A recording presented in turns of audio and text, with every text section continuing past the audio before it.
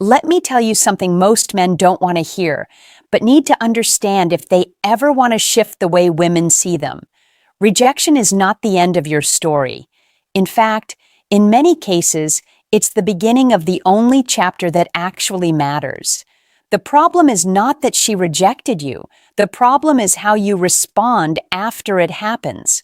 Because most men react in ways that confirm her decision, while a few, very few, move in ways that quietly make her question it.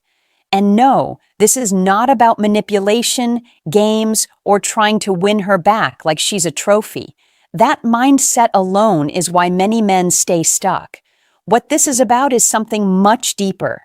It's about becoming the kind of man whose absence creates noise, whose silence speaks, and whose growth forces reflection.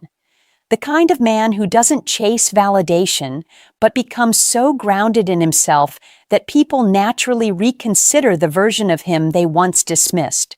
You see, when a woman rejects you, she forms a story in her mind. That story might be about your value, your confidence, your lifestyle, or simply how you made her feel in that moment. Most men try to argue with that story using words. They explain, they plead, they try to prove. But the truth is, no amount of talking will ever rewrite a narrative that was built on perception. Only behavior can do that. Only time, distance, and transformation can do that. So if you're here expecting tricks or lines to make her instantly regret rejecting you, you're in the wrong place. But if you're ready to understand how real attraction, respect, and curiosity are rebuilt without losing your dignity, then stay with me. Keep an open mind, because what I'm about to share with you might challenge your instincts, your ego, and everything you thought you knew about handling rejection. And if you're serious about becoming a man who never has to beg for attention again, make sure you subscribe. Because this conversation doesn't end here. 1. Silence is more powerful than explanation. The first mistake most men make after being rejected is trying to explain themselves. They think that if they just say the right thing, clarify their intentions, or show how much they care, she will suddenly see them differently. But what actually happens is the opposite. Every extra word you offer after rejection lowers your perceived value because it signals that you're seeking approval rather than standing in self-respect. Silence, on the other hand, creates space, and space is where curiosity begins. Think about it like this. If she rejects you and you immediately withdraw with quiet confidence, you disrupt her expectations. She expects resistance, persuasion, maybe even emotional reactions. But when you give her none of that, her mind starts to fill in the gaps. Why isn't he chasing? Why isn't he affected? Did I misjudge him? This is where the shift begins, not because you said something clever, but because you chose not to say anything at all.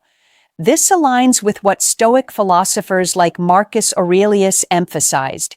He believed that your power lies in your response, not in external events. You cannot control her decision, but you can control how you carry yourself afterward. And when your response is calm, grounded, and unbothered, it reflects a level of inner strength that most people are not used to encountering. But let me challenge you with something. When you feel the urge to explain yourself after rejection, what are you really trying to achieve? Are you trying to change her mind? Or are you trying to protect your ego from feeling dismissed? Because those are two very different motivations, and one of them will always make you look weaker. Silence is not about playing games. It's about respecting yourself enough to not overextend where you are not valued. And ironically, that's exactly what makes people start to question their decision. 2. Disappear into growth, not into bitterness. After rejection, a man has two paths in front of him. One leads to resentment, where he blames women, circumstances, or bad timing. The other leads to transformation, where he uses the experience as fuel. Most men choose the first path because it's easier. It protects their ego, but it also keeps them stuck in the same position, repeating the same outcomes. If you truly want to make a woman question her decision, you don't do it by hovering around her life. You do it by stepping away completely and upgrading yourself in ways she didn't expect. Not for her, but for you. Because here's the truth most people won't say out loud. People reevaluate their decisions when they see undeniable change.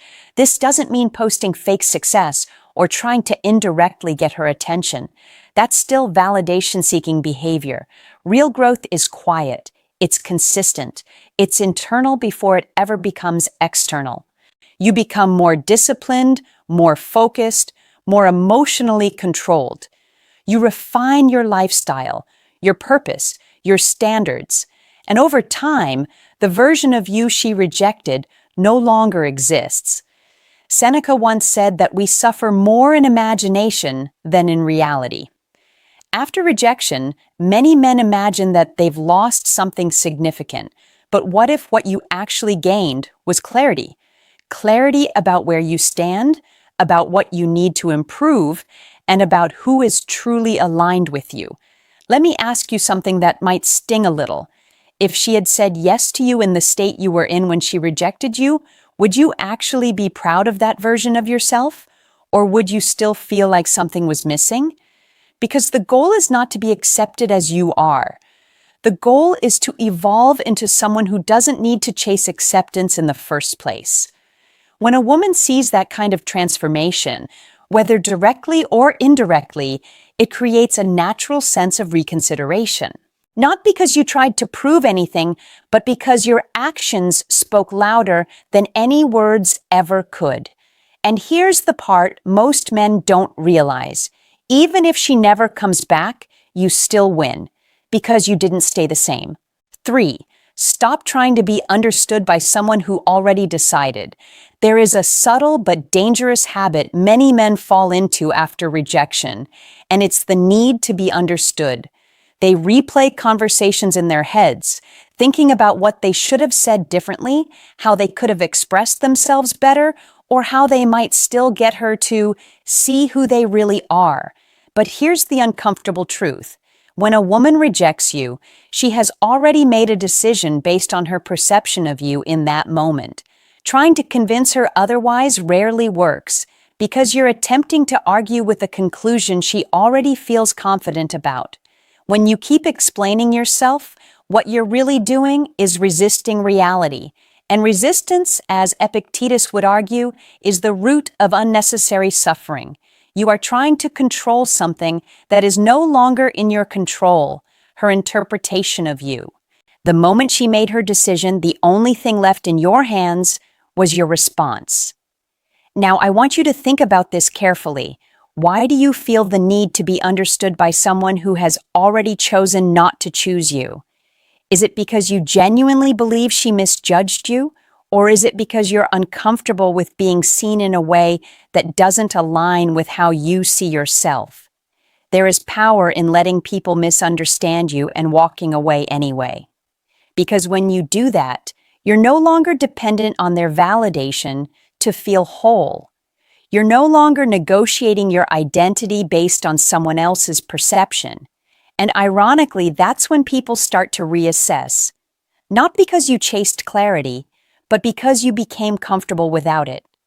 Understanding is earned over time through consistent behavior, not forced through immediate explanation.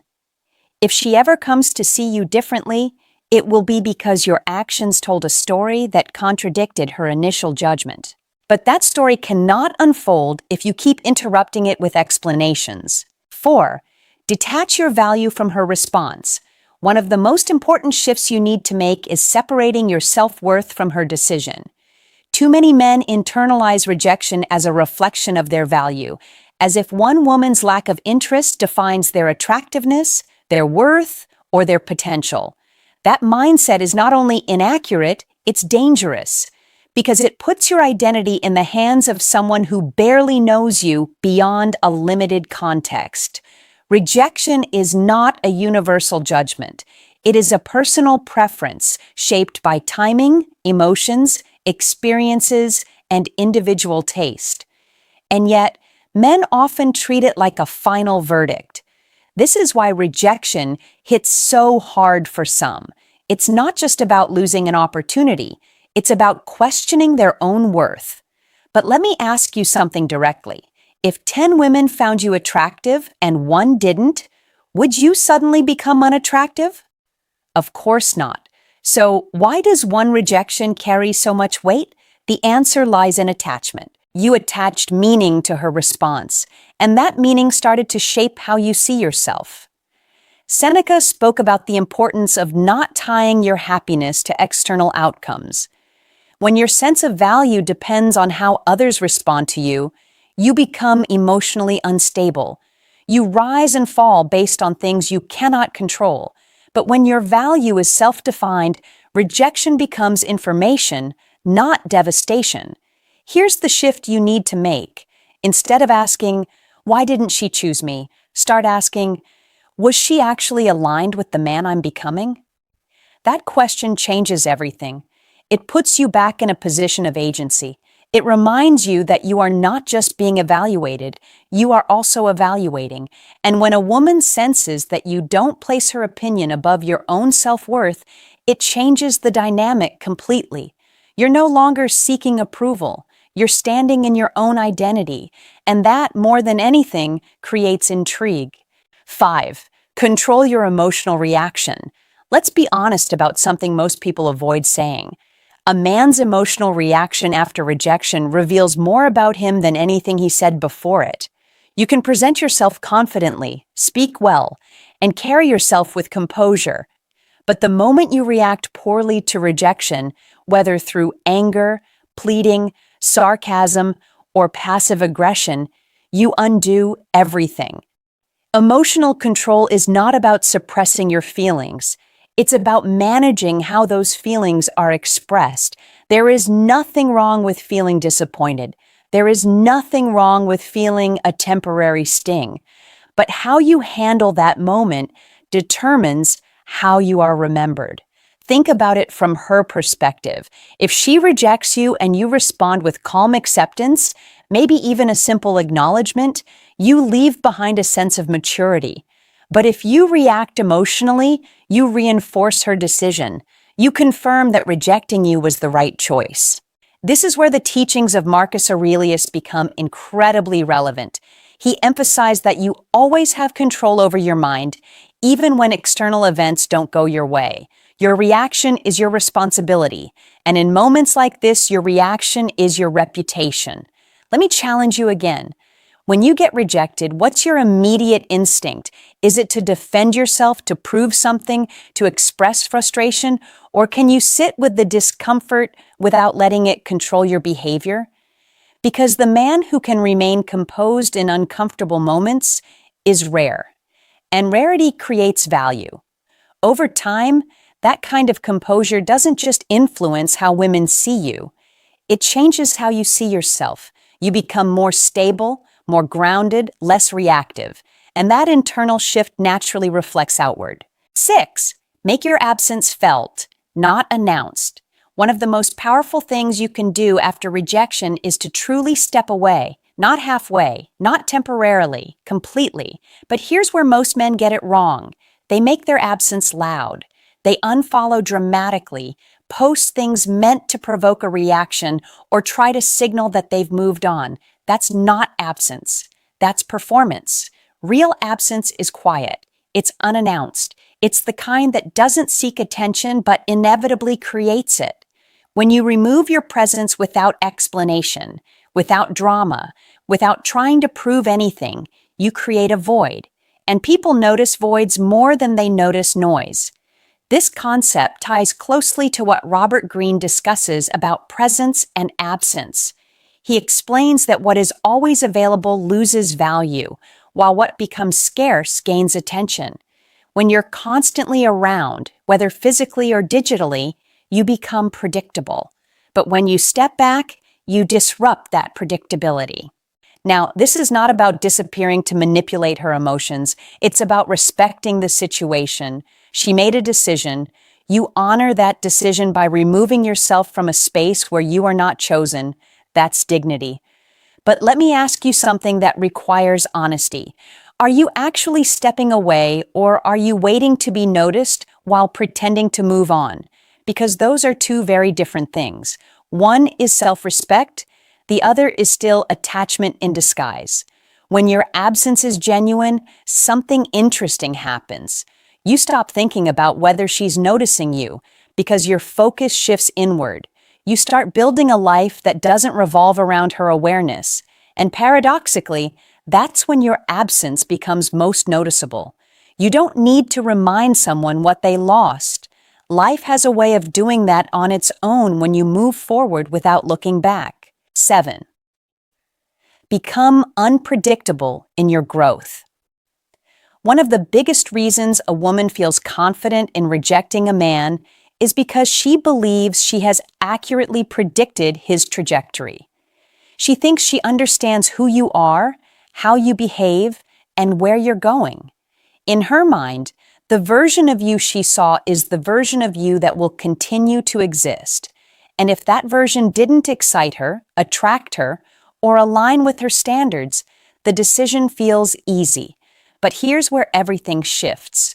When you become unpredictable, not in your behavior toward her, but in your personal evolution, you break that certainty. You stop being the man she figured out, and you start becoming someone she can no longer clearly define. Unpredictable growth doesn't mean being inconsistent or chaotic. It means refusing to stay in the same place.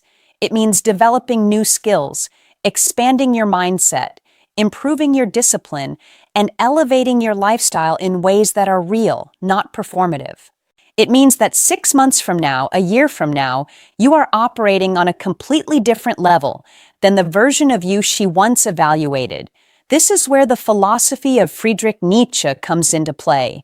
He spoke about the idea of becoming, of continuously evolving beyond your current self. Most people settle into static identities because it's comfortable, but the man who is constantly evolving becomes difficult to categorize, and what cannot be easily categorized often becomes intriguing. Let me ask you something that requires brutal honesty. If she saw your life today and then saw it again 6 months from now, would there be a noticeable difference? Or would it look exactly the same? Because if your life is predictable, your outcomes will be predictable too. When a woman starts to hear about or observe your growth, whether directly or indirectly, it creates a subtle tension. The version of you she rejected no longer matches the version she now sees. And that mismatch forces her to question whether her original judgment still holds true. But understand this clearly. This is not about proving her wrong. It's about becoming so focused on your own evolution that her opinion becomes irrelevant. And in that process, you naturally become someone worth reconsidering. 8. Build a life that doesn't revolve around her awareness. A lot of men sabotage their own progress because even when they claim to be moving on, everything they do is still centered around whether she will notice. They go to the gym, but they think about posting it so she might see. They improve their style, but they imagine her reaction. They start making money, but they wonder if it will change how she views them. That mindset keeps you tied to her, even in your growth. It means you're still operating from a place of external validation, not internal purpose. And the problem with that is simple. Anything built on someone else's awareness is unstable. True power comes when your life is no longer a performance, when you're not doing things to be seen, but because they align with who you are becoming. When your focus shifts from, how do I make her notice me, to, how do I build a life I'm genuinely proud of? Naval Ravikant often talks about the importance of building a life on your own terms, not based on societal expectations or external validation. And that principle applies directly here. The moment you stop seeking her awareness is the moment you reclaim your autonomy. Now, here's the question you need to confront. If you knew for a fact that she would never see your progress, would you still do the work? Would you still improve yourself, push your limits, and build your life? Or would your motivation fade? Because that answer reveals your true intention. When your growth is genuine, it has a different energy. It's not loud, it's not forced, and it doesn't seek approval. It's simply consistent. And over time, that consistency creates a life that naturally attracts attention, not because you asked for it, but because it stands out. And if she happens to notice, it won't feel like you're trying to show her something. It will feel like she's discovering something on her own. That difference matters more than you think. 9. Let her live with her decision. This might be the hardest one for most men to accept, but it's also the most important. If you truly want to make a woman question everything after rejecting you, you have to give her the space to live with that decision, fully, without interference. Most men don't do this. They linger, they check in, they stay present in small ways, hoping to slowly change her mind. But what they're actually doing is preventing her from ever feeling the weight of her choice. Because as long as you're still there, accessible and available, there is no real sense of loss. When you step away completely, you create contrast. You create a before and after. There was a time when you were present, and now there isn't. That absence gives her mind something to process. It allows her to reflect, to compare, to reconsider. This idea connects deeply with the Stoic principle of acceptance. Epictetus taught that you should focus only on what is within your control and let go of what is not. Her decision is not within your control, but how you respond to it is. Letting her live with her decision is not about punishing her or trying to create regret. It's about respecting reality. She made a choice. You honor that choice by not trying to undo it through persistence or pressure. Now ask yourself this honestly. Are you giving her space because you respect her decision, or are you secretly hoping that staying around will eventually change it? Because one of those comes from strength, and the other comes from fear. When you truly let go, something powerful happens. You detach from the outcome. You stop waiting. You stop analyzing. You stop trying to control how things unfold. And in that detachment, you become free. And here's the paradox. The less you try to influence her perception, the more room there is for her to reconsider it on her own. At the end of the day, making a woman question her decision after rejecting you is not about her at all. It's about you becoming a man whose value is not dependent on acceptance, whose growth is undeniable, and whose presence, or absence, carries weight without effort. You don't chase reconsideration. You create it indirectly through how you live. So here's the final truth you need to carry with you. The moment you stop trying to make her question her decision is the moment you become someone worth questioning. If this perspective shifted something in you, subscribe, stay consistent, and come back for more.